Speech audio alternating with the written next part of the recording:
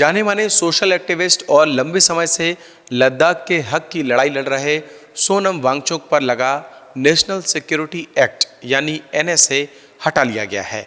शनिवार को केंद्रीय गृह मंत्रालय की ओर से ये बड़ी खबर सामने आई। केंद्र सरकार की ओर से कहा गया है कि सोनम वांगचुक से एनएसए हटाने का आदेश तत्काल प्रभाव से लागू होगा। नमस्कार, मैं हूं शरद और आप हैं द प्रेस हिंदी के साथ। अपनी मांगों को लेकर अनशन कर रहे सोनम वांगचुक को बीते साल 26 सितंबर को राष्ट्रीय सुरक्षा अधिनियम यानी एनएसए के तहत हिरासत में लिया गया था।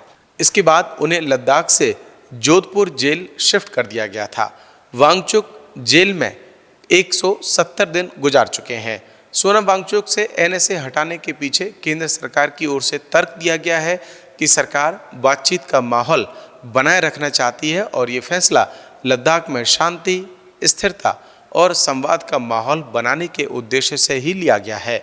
लद्दाख में शांति के लिए कई स्तर पर बातचीत के दौर चल रहे हैं और भविष्य में हाई पावर्ड कमेटी के जरिए बातचीत का दौर जारी रहेगा। अब आपके लिए यहाँ ये जानना जरूरी है कि आखिर सोनम वांगचुक पर एनएसए लगाने की नौबत क्यों आई और उसे हटाया क्यों गया। दरअसल सोनम वांगचुक लद्दाख को पूर्ण राज्य का दर्जा देने की मांग लंबे समय से कर रहे थे। 26 सितंबर 2025 से पहले उन्होंने 90 दिन का एक अनशन भी किया था, लेकिन उस दौरान लद्दाख में हिंसा भड़क गई थी और बड़े पैमाने पर विरोध प्रदर्शन हुए थे। इन प्रदर्शनों में 4 लोगों की मौत भी हुई थी और करीब 90 लोग घायल हो गए थे। उस वक्त ये आरोप लगा कि सोनम वांगचुक ने ही इस हिंसा को भड़काया, लिहाजा जिला मजिस्ट्रेट ने उनके खिलाफ एनएसए की कार्रवाई कर दी। आंदोलन के दौरान हुए हिंसक प्रदर्शनों के 2 दिन बाद ही उनकी गिरफ्तारी कर ली गई थी। एनएसए के तहत किसी व्यक्ति को अधिकतम 1 साल तक नजरबंद रखा जा सकता है।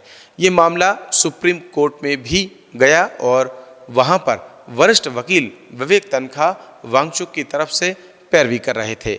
अब जबकि केंद्र सरकार ने एनएसए वापस लेने का फैसला किया है, तो विवेक तन्खा की ओर से भी इस फैसले का स्वागत किया गया है। एक वजह इस फैसले के वापस लेने की ये भी मानी जा रही है क्योंकि कोर्ट इस मामले में सुनवाई कर रही है और वो अपना फैसला आने वाले दिनों में सुना सकती थी।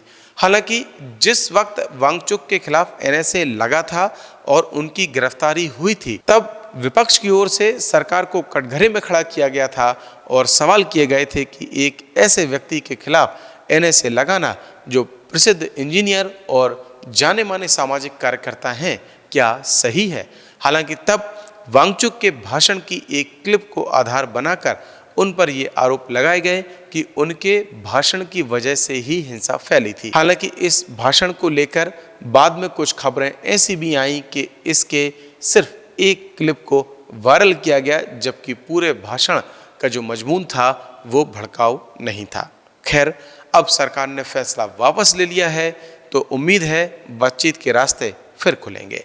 वैसे आपकी जानकारी के लिए यहाँ बताते चलें कि इंजीनियरिंग की पढ़ाई के बाद सोनम वांगचुक ने साल 1988 में अपने कुछ साथियों के साथ students educational and cultural movement of Ladakh यानी SECMOL की शुरुआत की थी, जिसका उद्देश्य लद्दाख के सरकारी स्कूलों की शिक्षा में सुधार लाना है। उनके स्थानीय आविष्कार और सोच को उस वक्त पूरे देश में ख्याति मिली जब फिल्म 3 इडियट्स रिलीज हुई थी। इसके बाद सोनम वांगचुक पूरे देश में फेमस हो गए थे। हमारी ये स्टोरी आपको कैसी लगी, आप चाहें तो हमें कमेंट करके बता सकते हैं। और अगर अभी तक आपने द प्रेस हिंदी को लाइक और सब्सक्राइब नहीं किया है तो अभी करें और मुझे दें इजाज़त। नमस्कार।